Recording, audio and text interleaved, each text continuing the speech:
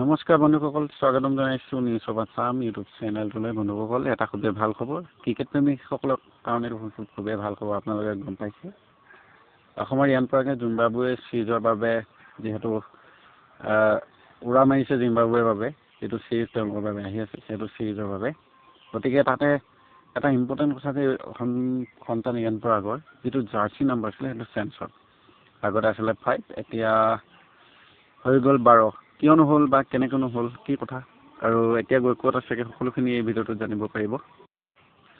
গতিকে ভিডিঅ'টো সম্পূৰ্ণকৈ চাওক আৰু এই চেনেলটোলৈ যদি নতুনকৈ আহিছে তেনেহ'লে চেনেলটো ছাবস্ক্ৰাইব কৰি বেলেগতো প্ৰেছ কৰি দিবলৈ নাপাহৰিব, যাতে মই দিয়া ভিডিঅ'বোৰ আপুনি সকলোতকৈ সোনকালে পায়। গতিকে জিম্বাবুৱে চিৰিজৰ কাৰণে ৰিয়ান পৰাগ উৰা মাৰিলে। বৰ্তমান আছে তেওঁলোক ডুবাইৰ পৰা যাব জিম্বাবুৱে য'ত খেল হ'ব তালৈ। গতিকে এই খেলৰ বাবে প্ৰস্তুত হৈছে ৰিয়ান পৰাগ অসমত। গতিকে শুভকামনা জনাওক, সকলোৱে কমেণ্ট কৰি জনাওক আপোনালোকে তেওঁক শুভেচ্ছা।